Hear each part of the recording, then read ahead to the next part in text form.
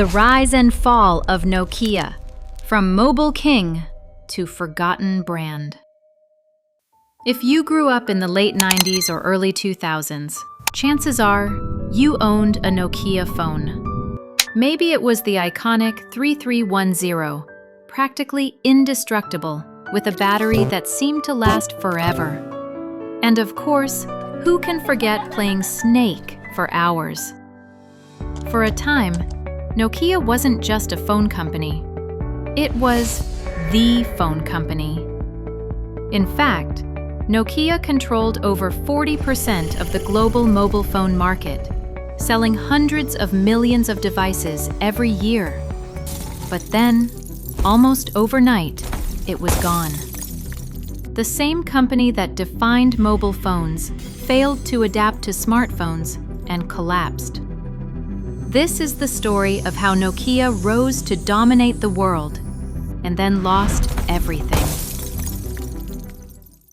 The unexpected beginning. Nokia's story doesn't start with phones.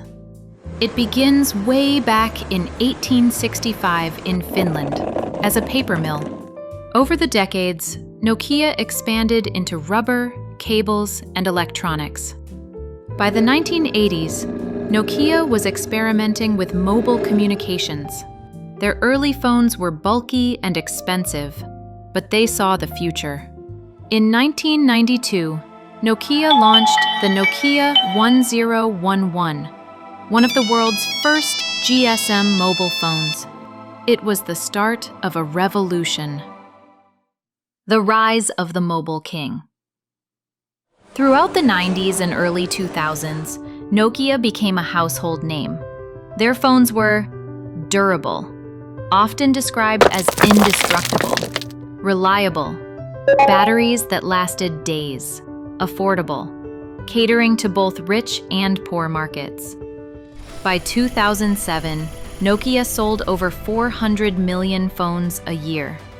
They were worth over $200 billion, making them one of the most valuable companies in the world. Nokia wasn't just big, they were untouchable, or so it seemed. The missed opportunity.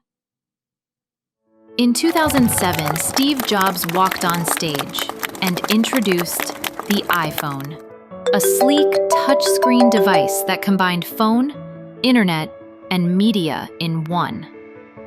Nokia executives dismissed it.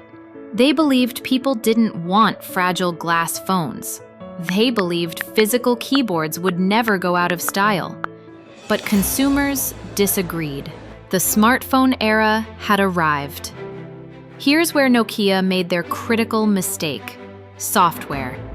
Nokia's operating system, Symbian, was outdated, slow, and confusing. Meanwhile, Apple's iOS was smooth and intuitive. Google's Android, open and flexible. Nokia had the hardware, but software was the future, and they were stuck in the past. Pride before the fall.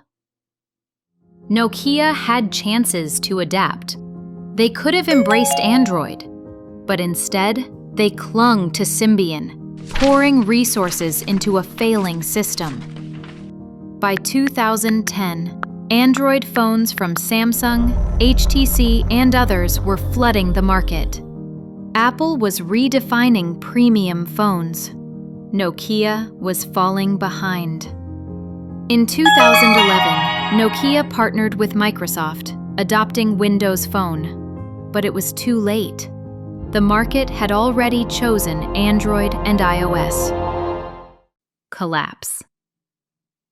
By 2013, Nokia's phone business was in freefall. Once the market leader, their global share had dropped below 5%. That same year, Nokia sold its phone division to Microsoft for $7.2 billion, a shocking fall for a company that had once been worth more than $200 billion. Microsoft tried to revive the brand, but Windows Phone failed. And by 2016, even Microsoft abandoned the project. Nokia, the once mighty mobile king, was gone. The lessons. Nokia's story teaches us 3 powerful lessons. 1. Success can blind you. Nokia was so dominant, they ignored threats. 2. Hardware isn't enough. The future of tech is often in software and ecosystems. 3. Adapt quickly. When the world changes, arrogance can be fatal. Today, Nokia still exists, but not as the phone giant it once was. They've shifted to making telecom equipment, playing a background role in 5G networks. But in the hearts of millions, Nokia remains a nostalgic memory. The phone that never broke. The phone that lasted days. The phone we all loved. And maybe, just maybe, that's why the fall hurts so much.